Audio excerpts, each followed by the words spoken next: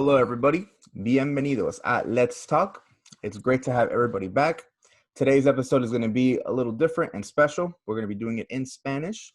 And we have a great friend with us today, Jorge Gutierrez. Dios le bendiga, brother. ¿Cómo estás? Amén, amén, mi hermano Richard, Dios te bendiga. Bueno, muy bien, gracias a Dios. Gusto saludarte y también a toda la audiencia de Let's Talk. Amén, amén. Muchas gracias por estar en el programa con nosotros.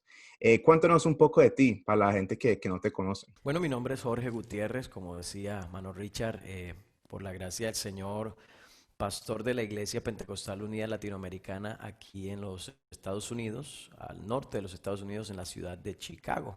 Ya casi 9 años, por la gracia del Señor, que estamos aquí en esta ciudad predicando el Evangelio. Estoy felizmente casado, una mujer maravillosa que el Señor me ha concedido, mi esposa, la hermana Viviana Gutiérrez, y tenemos un par de retoñitos, un par de pequeñines que son también pues ese regalo, ¿no?, de parte de Dios para nosotros. Por la gracia del Señor tuve el gozo de nacer en un hogar cristiano, que creo que eso es una de esas cosas que uno agradece profundamente al Señor por haber podido pues tener un hogar donde habían valores, donde había la enseñanza constante de la palabra de Dios. Y no solamente esto, mis padres son misioneros hace ya casi 40 años. Me gusta la música, soy músico empírico. No, no soy de escuela, no tuve como esa paciencia de ir a una escuela y sentarme y aprender. Más bien fui aprendiendo sobre la marcha, en la necesidad que se iba presentando en la iglesia, ¿no? Sí. Y, y viendo precisamente la necesidad que se iba presentando. Como usted mencionó, tus padres son misioneros. ¿Cómo fue ese proceso en tu vida? ¿Fueron tiempos duros? ¿Causaron tal vez dudas en Dios o te acercaron más a Dios? Sabes que es un poquito complicado esta pregunta al responder porque no tengo con qué comparar mi vida, o sea, no hay un antes y un después. Realmente mm, nací en la obra misionera nacional en Colombia, nací en un pueblo llamado Corozal, Sucre. Mis padres eran misioneros nacionales en ese momento. Y de ahí lo trasladaron a Sincelejo, donde también siguió trabajando en el área de las misiones nacionales. Y posteriormente lo enviaron a la isla de San Andrés. Yo llego a la isla de San Andrés con 4 años. Y duramos en esa isla 3 años. Yo salgo de San Andrés con 7 años. Cuando salimos al campo misionero, yo tenía 7 años al llegar a Honduras. Así que era un niño. Realmente la mayor parte de mi infancia la viví en Honduras, ¿no? Viví 10 años en ese país. Si fue difícil o no, yo creo que cada persona asimila las cosas dependiendo de la etapa de la vida que está viviendo. Por eso hago énfasis en que yo salí muy niño, ¿no? Y todo cambio me despertaba más bien como emoción. El salir de un lugar a otro era una experiencia nueva, era algo muy bonito. Y además de eso, el hecho de que siempre veíamos en mi padre, en mi madre, una seguridad, siempre percibimos de ellos una confianza absoluta en Dios. No tengo memoria de estar haciendo otra cosa, sino estar sirviendo al Señor en las misiones, en la obra misionera. Yo he vivido en 5 países, con actualmente, con los Estados Unidos. He estudiado como en 9 o 10 colegios diferentes. Universidades estudié en 3. Pues yo crecí en esa dinámica, así que en el momento en el que iba creciendo, eso era parte de mi vida. Y glorifico a Dios porque mis padres, en medio de todo ese movimiento, ¿no? Ellos supieron ser siempre para nosotros un ancla, ¿no? Ellos supieron ser siempre como un puerto seguro para nosotros. Aunque nosotros nos moviéramos y tal vez nos íbamos de un lado a otro, nuestra familia experimentaba esa estabilidad que trae al corazón Dios y su palabra. Usted en este momento está sirviendo a Dios en la ciudad de Chicago, 9 años. ¿Tu llamamiento a la hora fue algo que usted pensaba cuando crecías en su adolescencia o niñez? ¿Pensaba ser ministro, servirle a Dios? ¿Y cómo fue ese proceso?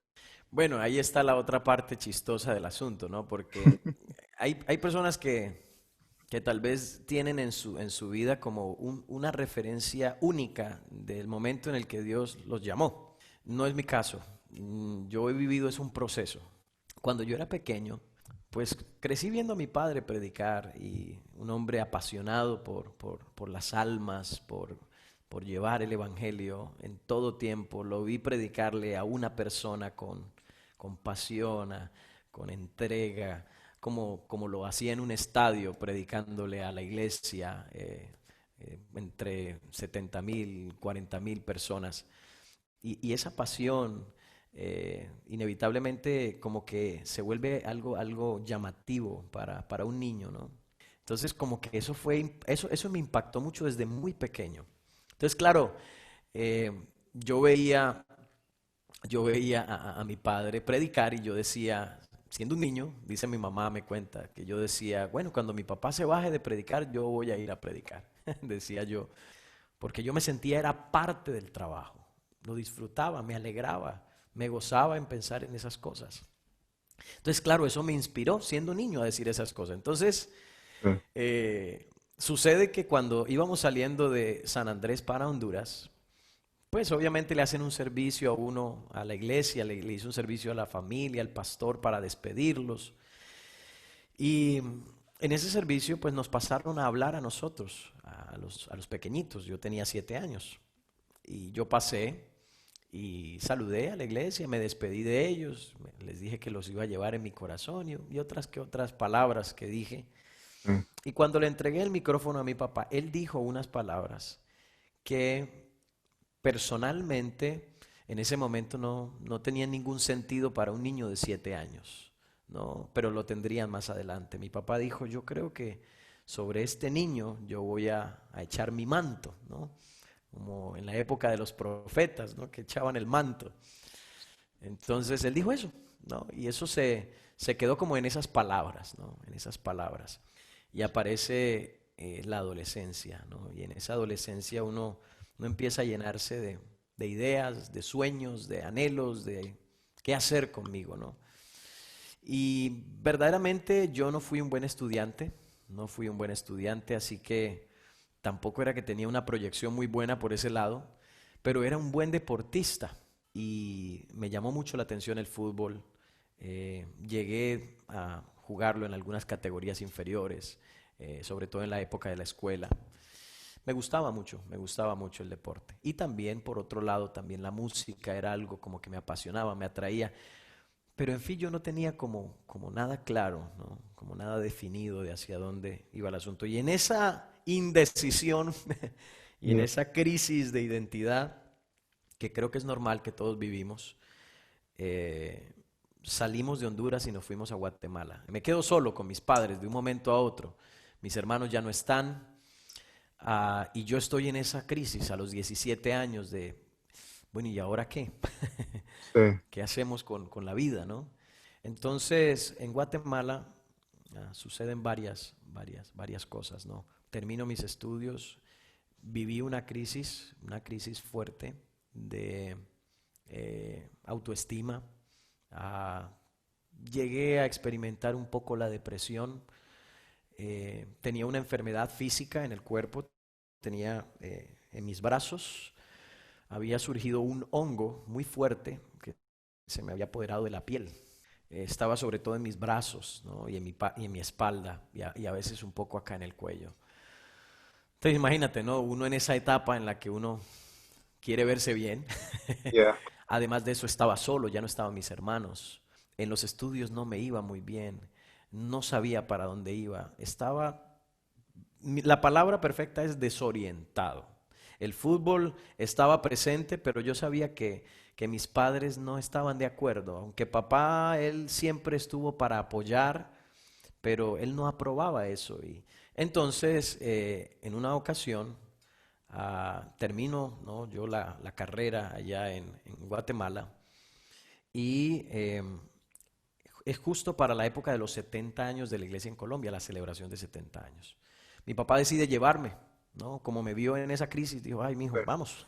Y para mí, pues, excelente, ¿no? Ir a visitar a mi familia, ir a ver a mi hermano que estaba en Colombia y salir, ¿no? Tal vez salir de ese ambiente y de alguna manera despejar la mente. Y fuimos a Colombia. Y los días siguientes a la convención se celebró un servicio en la iglesia central de Barranquilla, que es la iglesia de donde mis padres salieron como pastores. Entonces, en ese servicio pasó algo muy, muy impactante para mi vida. Cuando llegó el momento de la ofrenda, ¿no? La hermana que pasó a promover la ofrenda empezó a hablar de las misiones, imagínate, Mm. y de los misioneros y de hermanos. Esta es una iglesia misionera que ha dado misioneros. Mi papá estaba ahí, aquí está el hermano Elvis, este hermano que estuvo en tal lugar, este otro, y empezaron a hablar de los misioneros, ¿no? Y ella llegó y dijo, bueno, ahora hermanos, es momento de que nosotros ofrendemos, porque estas ofrendas hacen posible la obra misionera. Y cuando ella dijo eso, yo me metí la mano en el bolsillo y no tenía un peso, no tenía nada. Y no era porque mi papá no me había dado, incluso me habían invitado a predicar a una iglesia y me habían dado una ofrenda, pero yo me la había gastado toda. Entonces, en ese momento yo me sentí mal, porque yo no tenía dinero. Y yo lo que estaba pensando por dentro es, estas personas, porque eso también me lo enseñó mi papá y mi mamá, esta gente ha sido fiel, han ofrendado. ¿Sabes? Yo pensaba, yo estaba sentado ahí, no sé si esto le ha pasado a otro hijo de un pastor o de un misionero, pero yo estaba sentado ahí pensando, yo me he alimentado, yo me he vestido de la fidelidad de estos hermanos. El predicador se levantó lleno del Espíritu Santo, trajo un sermón maravilloso, muy lindo. El asunto fue que cuando él estaba terminando el sermón, él contó una experiencia personal y, y él dijo tres palabras, un par de palabras que fueron para mí como ese clavo que entró hasta lo profundo de mi corazón. Precisamente él dice, bueno, llegó un momento de mi vida, hermanos, nos decía el predicador, ¿no? En que yo me encontré con el Señor y yo le dije, Señor, yo te doy mi vida, yo te ofrezco mi vida. Y él dijo, yo solo tengo una vida y te la quiero ofrecer a ti, Señor, te la quiero entregar a ti. Y lo siguiente que dijo fue decisivo, porque el hermano dice, así que si tú no tenías algo que ofrendarle hoy al Señor, o crees que no tienes algo que ofrendarle hoy al Señor, yo quiero decirte que lo que más le interesa al Señor que tú puedas ofrendarle es tu vida. Y hoy aquí, dijo el hermano, alguien le va a ofrendar su vida al Señor. Y me paré y me fui corriendo al altar, me tiré y allá en ese altar le dije al Señor las palabras que el pastor había predicado. Dije, Señor, yo solo tengo una vida, no tengo más. En ese momento tenía 18 años, le digo, tengo 18 años. No sé realmente hacia dónde va mi vida, pero si te sirve mi vida, aquí la tienes. Y listo, me levanté, volví a Guatemala con mi padre. Fue una experiencia muy maravillosa. Yo siento que ese día Dios fue el que me dijo, dame tu vida, yo la quiero, yo quiero tu vida. Pero aún no era joven, yo era joven. Estaba estudiando teología, me emocioné con una propuesta musical que me hacían de algunas amistades del Ministerio Elim. Me salí de estudiar teología y me metí a estudiar música en el Instituto Canción, que es el instituto de Marcos Witt. Me metí a estudiar con ellos ahí. Pero viene ese momento otra vez de desorientación en el que uno empieza como a dejarse guiar por sus emociones. Me salí de estudiar teología, me metí a estudiar música y en un paseo al cual mi padre me había dicho que no fuera, me dijo, no vayas a ese paseo, era un paseo del instituto.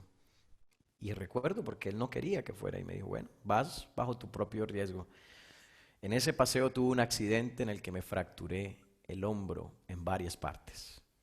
Mm. Y sucedió en la ciudad de Antigua, Guatemala, que está como a unas 2 horas más o menos de la ciudad de Guatemala. 2 horas y media más o menos. Mi padre, pues él estaba en la capital y a mí me llevaron al hospital, me hicieron radiografías en uno, me dijeron hay que operarlo, aquí no podemos, llévenlo al otro, me llevaron a otro, me hicieron radiografías, hay que operarlo, aquí no podemos. Entonces dijeron hay que llevarlo a la capital y yo dije bueno, llamen a mi papá. Yo no quería que lo llamaran, pero pues ya llegó el momento. Y lo llamaron y yo hablé con él y le dije, papá, con mucho dolor porque tenía un cuello ortopédico, me estaban dando analgésicos.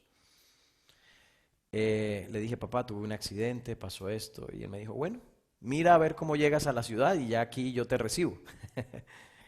Pareció un poquito duro, ¿no?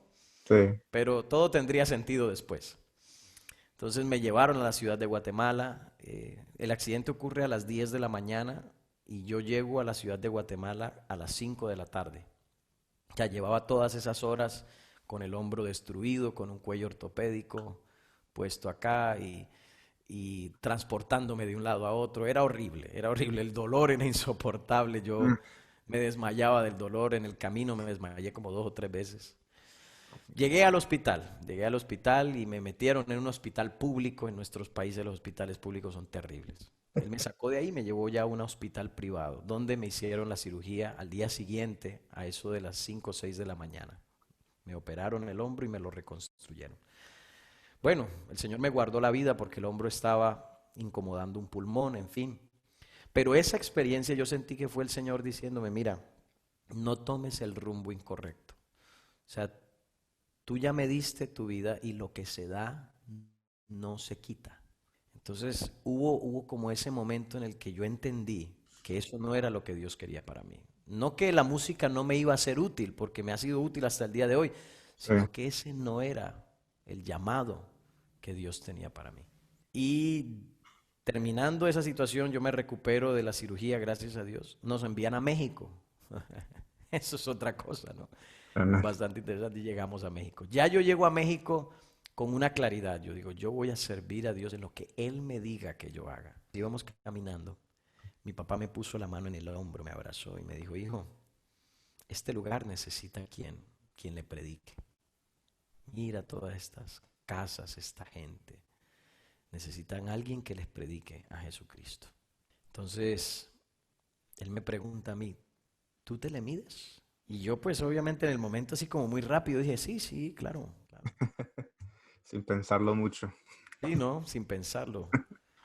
Y él me volteó a mirar y me dijo, mijo, ¿tú estás seguro? Y yo le dije, no, sí, papá, yo estoy dispuesto. En ese momento, de alguna u otra manera, en mi mente retumbaban las palabras esas que Dios me había dicho, lo que se da no se quita. Entonces mi papá me agarró y me llevó a un poste de luz, de cemento, de esos donde hay la lámpara, ¿no? Sí. Y ahí oró por mí. Ahí hizo una oración y oró por mí. Y desde ese día hasta este día, hace 12 años de eso, no he parado de predicar el Evangelio de Jesucristo.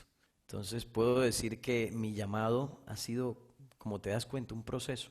Quisiera preguntarle si le podría decir algo a los jóvenes que escuchan este programa. Usted mencionó antes que usted tuvo sus tiempos como de donde no sabía en qué enfocarse la vida, tuvo tiempos Mm. como donde con depresión un poco, y tuvo tiempos donde usted no sabía, no le iba bien en el estudio, tiempos de frustración. ¿Usted qué le puede decir a los jóvenes que están pasando por algo así?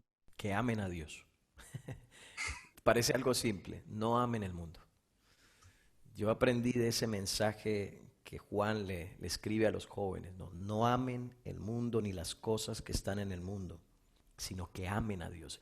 El amor no es un sentimiento, el amor primero es una decisión, una actitud que uno toma.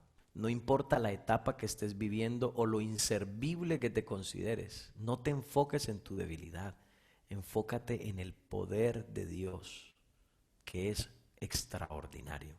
Si tú haces esa sabia elección en tu vida, no importa la etapa que estés viviendo o la crisis que tú estés enfrentando, el Señor te va a abrir un camino. No pierdan su tiempo amando al mundo porque el mundo no ama a nadie. El mundo no te va a responder con amor. Aunque tú lo ames, el mundo te va a rechazar, el mundo te va a maltratar, te va a dañar. Pero nosotros hoy podemos amar a Dios es porque Él nos amó primero.